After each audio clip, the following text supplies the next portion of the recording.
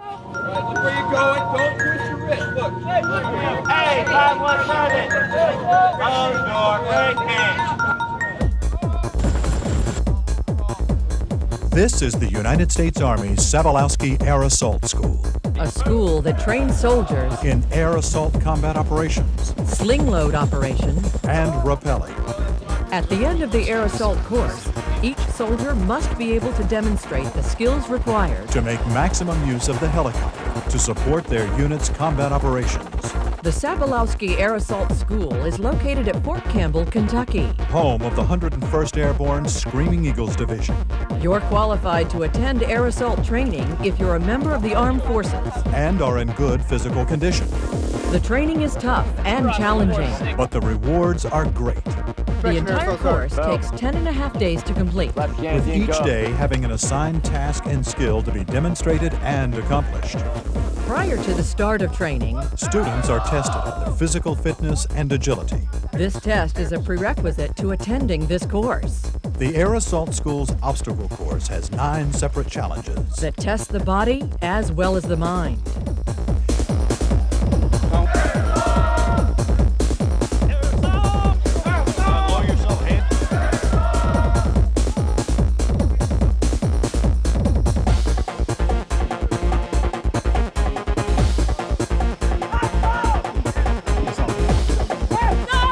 After qualifying physically, students study From days 1 through 3, the capabilities and equipment of Army aircraft by exploring each helicopter's unique combat abilities. in preparation for a mock combat assault. Students are then briefed in the techniques to maneuver in and out of assigned aircraft safely. Safety is important in air assault training. And each soldier is thoroughly trained on proper safety procedures, In assault procedures, as well as medical evacuation techniques. the helicopter is very important in Pathfinder operations. The finding, securing, and mobilization of landing space under hazardous conditions.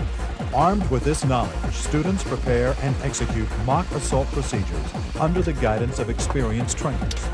On or about the 4th day, Students are shown how helicopters are used not only to taxi soldiers to and from the battlefield, but also as mobilization tools. because sling load operations are just as important to air assault missions as troops. And U.S. Army helicopters are the best in the world at moving heavy objects up the line.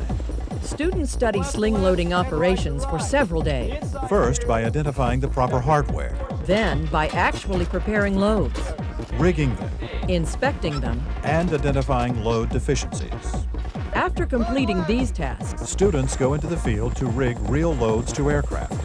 on days 7 through 9, Students train to execute proper rappelling techniques, a challenging exercise that demands precise instruction in knot tying, preparing a proper Swiss rappel seat, belaying a repellent, training in inclined rappelling techniques, and practicing rappelling techniques that end with a 90-foot rappel from a helicopter.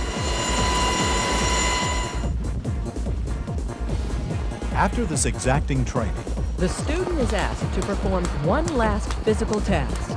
to graduate, each student must complete a 12-mile road march in 3 hours or less, carrying a full complement of combat gear, As an end to your air assault training, this requires grit and determination. and qualifies you to be part of an elite corps of soldiers who wear the wings of the eagle.